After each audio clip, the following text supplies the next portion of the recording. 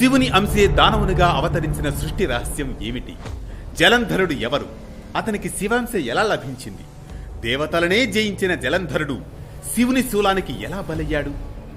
దానవ సంహారంలో శ్రీ మహావిష్ణువు చాతుర్యం ఏమిటి? సదృశ్య సంభాషణ రూపకంగా సాగే అనగనగాలోని అద్భుత కథనమే దానవ సంహారంలో శ్రీ మహావిష్ణువు చాతుర్యం, తులసి ఆవిర్భావం. అనగనగా అది కృతయుగంలోని సమయం. కార్తీక మహాపురాణం ప్రకారం పృథు చక్రవర్తి నారద మహర్షిని తన సందేహ నివృత్తికై సంభాషించే సందర్భమని. దేవర్షి నారద తులసిని హరిప్రియ విష్ణువల్లభ అని సంబోధిస్తారు ఎందుకు అనగా నారద మహర్షి ఇలా చెబుతారు: రాజా, ఇంద్రుని అహంకారానికి శివుడు ఉగ్రరూపం చూపగా బృహస్పతి భక్తితో శాంతి స్తోత్రం చేస్తాడు. దీంతో శివుడు కరుణించి త్రినేత్రాగ్నిని సముద్రంలా పడేలా చేస్తాడు. ఇక్కడి వరకు నిన్న జరిగిన కథనం. ఇక ఆ తరువాయి భాగంలోకి వెళదాం రండి. ఆ శివాంశ అయిన అగ్నే సాగర సంగమాన పడిన వెంటనే ఓ బాలకుడి రూపాన్ని ధరిస్తుంది. సముద్ర గర్భంలో జన్మించిన ఆతడే జలంధరుడు. పుడుతూనే ఏడుస్తాడు. ఆ ఏడుపు ధ్వనికి స్వర్గాది సత్యలోక పర్యంతం ప్రతిధ్వనులతో దద్దరెళ్లిపోతుంది. ఆ రోదన విన్న బ్రహ్మ పరుగు పరుగున సముద్రుడి వద్దకు వచ్చి ఆ అద్భుత శిశువు ఎవరి పుత్రుడని అడుగుతాడు. అందుకు సముద్రుడు ఆయనకు నమస్కరించి, గంగా సంగమంలో జన్మించాడు కనుక ఇతను నా కుమారుడే, దయచేసి వీనికి జాత కర్మాది సంస్కారాలను చేయుము అని కోరుతాడు సముద్రుడు బ్రహ్మన్. ఈ మాటలు జరిగే లోపలే ఆ చిన్న బాలకుడు బ్రహ్మ గడ్డాన్ని పట్టుకుని కిందికి లాగుతూ ఉంటాడు. ఆ బాలకుడి పట్టు నుంచి తన గడ్డాన్ని వదిలించుకునేందుకు బ్రహ్మకు కళ్ళనీళ్ల పర్యంతమవుతుంది. అందువల్ల విధాత, ఓ సముద్రుడా, నా కళ్ళ నుంచి రాలి చిందిన నీటిని ధరించిన కారణంగా ఈ బాలకుడు జలంధరుడనే పేరుతో విఖ్యాతుడవుతాడు. సకల విద్యావేత్త, వీరుడు అయి శివునిచే తప్ప ఇతరులకు వధించరాని వాడే అవుతాడు అని దీవించి పట్టాభిషిక్తుని చేస్తాడు బ్రహ్మదేవుడు.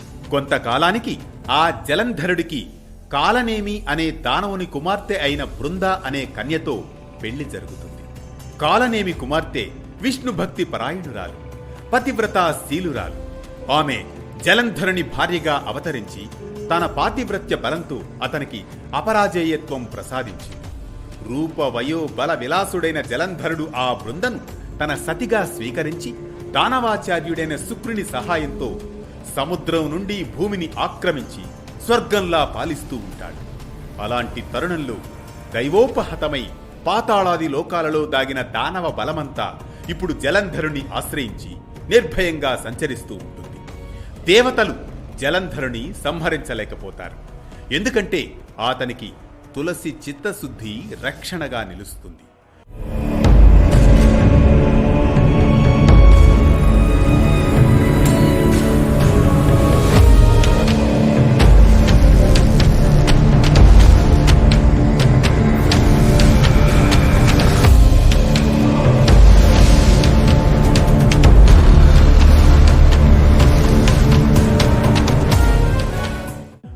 జలంధరుడు ఒకనాడు శిరోవిహీనుడైన రాహువుని చూసి, ఈతనికి శిరస్సు లేదేమిటి అని ప్రశ్నిస్తాడు. అప్పుడు శుక్రుడు గతంలో జరిగిన క్షీరసాగర మదనం, అమృతపు పంపకం సందర్భంగా విష్ణువు రాహువు తలను తన చక్రంతో వేరు చేశాడని ఇతిహాసం చెబుతాడు. అంతా విన్న సముద్ర తనయుడు జలంధరుడు మండిపడుతాడు. తన తండ్రి అయిన సముద్రుని మధించడం పట్ల చాలా మదన పడిపోతాడు. దీంతో ఘస్మరుణ్ణి దేవతల వద్దకు, ముఖ్యంగా ఇంద్రుడి వద్దకు రాయబారిగా పంపుతాడు. అప్పుడు ఘస్మరుడు ఇంద్రుణ్ణి సమీపించి, ఇంద్ర, నేను రాక్షస ప్రభువైన జలంధరుడి దూతను. ఆయన పంపిన శ్రీముఖాన్ని చదువుతాను, విను. ఇంద్ర, నా తండ్రి అయిన సముద్రుని పర్వతంతో మదించి అపహరించిన రత్నాలన్నింటినీ వెంటనే నాకు అప్పగించు అని చెబుతాడు. దీంతో అమరేంద్రుడు, ఓ రాక్షస దూత, గతంలో నాకు భయపడిన లోక కంటకాలైన పర్వతాలను, నా శత్రువులైన రాక్షసుల్ని ఆ సముద్రుడు తన గర్భంలో దాచుకున్నాడు. అందువల్లనే సముద్ర మదనం చేయాల్సి వచ్చింది. ఇప్పటి మీ రాజులాగానే గతంలో శంఖుడనే సముద్ర నందనుడు కూడా అహంకరించి ప్రవర్తించి నా తమ్ముడైన ఉపేంద్రుని చేత వధించబడ్డాడు. కాబట్టి సముద్ర మదన కారణాన్ని, దైవతగణ తిరస్కృతికి లభించబోయే ఫలితాన్ని కూడా మీ నాయకుడికి విన్నవించు అని చెబుతాడు ఇంద్రుడు. ఘస్మరుడు జలంధరుడి దగ్గరకు వెళ్ళి ఈ విషయాలను వినిపిస్తాడు. మండిపడుతాడు జలంధరుడు. మరుక్షణమే స్వర్గంపై సమరం ప్రకటిస్తాడు. శుంభ నిశుంభాది సైన్యాధిపతులతో సహా దేవతలపై దండెత్తుతాడు. ఉభయ సైన్యాల వారు ముసల పరిగ బాణ గదాది ఆయుధాలతో పరస్పరం ప్రహరించుకున్నారు. రథ గజ తురగాదులతోనూ రక్త ప్రవాహాలతోనూ రణరంగం నిండిపోతుంది. రాక్షస గురువైన శుక్రుడు మరణించిన రాక్షసులందరినీ మృత సంజీవిని విద్యతో బ్రతికిస్తూ ఉంటాడు. ఇక దేవగురువైన బృహస్పతి అచేతనాలైన దేవగణాలను ద్రోణగిరి మీది దివ్యౌషధాలతో చైతన్యవంతం చేస్తూ ఉంటాడు. ఇది గ్రహించిన శుక్రుడు జలంధరుడికి చెప్పి ఆ ద్రోణగిరిని కూడా సముద్రంలో పారవేయిస్తాడు. ఎప్పుడైతే ద్రోణ పర్వతం అదృశ్యమైందో అప్పుడు బృహస్పతి దేవతలను చూచి, ఓ దేవతలారా, ఈ జలంధరుడు ఈశ్వరాంశ సంభూతుడు కావున మనకు జయింపశక్యం కాకుండా ఉన్నాడు. అందువల్ల ప్రస్తుతానికి సంయమనం పాటిద్దాం అని చెబుతాడు.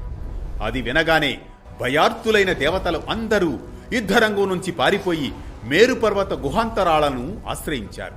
అంతటితో విజయాన్ని పొందిన జలంధరుడు ఇంద్ర పదవిలో తను పట్టాభిషిక్తుడై శుంభ నిశుంభాదులను తన ప్రతినిధులుగా నిర్ణయించి పారిపోయిన దేవతలను బందీలను చేయడం కోసం కొంత సైన్యంతో ఆ మేరుపర్వతాన్ని సమీపిస్తాడు.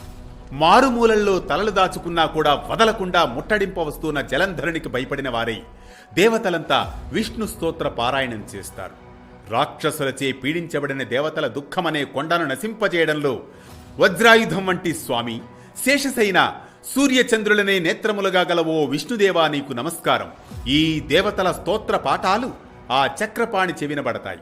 దేవతలకు కలిగిన కష్టాలకు బాధ్యత గల స్థితికారకుడిగా చింతిస్తూనే దానవులపై మాత్రం ఆగ్రహంతో తన శయ్యను వీడాడు శ్రీ మహావిష్ణువు.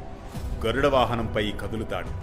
లక్ష్మి, నీ సోదరుడైన జలంధరునికి దేవగణాలకు యుద్ధం జరుగుతోంది. దేవతలు నన్ను ఆశ్రయించారు అని చెబుతాడు. అందుకా ఇందిరాదేవి, నాథ, నేను నీకు ప్రియురాలనే ఉండగా నువ్వు నా సోదరుని వధించడం ఎలా జరుగుతుంది అని ప్రశ్నిస్తుంది. ఆ మాటకు మాధవుడు నవ్వి, నిజమే దేవి, నాకు నీ మీదున్న ప్రేమ చేతను, బ్రహ్మ నుండి అతను పొందిన వరాల చేతను, శివాంశ సంజాతుడు కావడం చేతను కూడా జలంధరుడు నేను కూడా సంహరింపదగిన వాడను కాను అని మాత్రం చెప్పి సర్వాయుధ సమీకృతుడై గరుడ వాహనారూఢుడై యుద్ధభూమిని చేరుతాడు. ఆ తరువాత యుద్ధం ఎలా జరిగింది? శ్రీ మహావిష్ణువు ఆ శివాంశ అయిన జలంధరుణ్ణి సంహరించారా?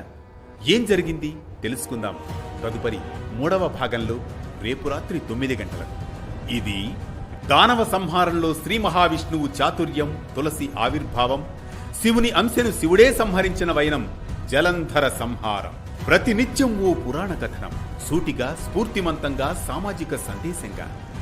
హలో ఫ్రెండ్స్, మా కంటెంట్ మీకు నచ్చితేనే దయచేసి సబ్స్క్రైబ్ చేసుకోండి.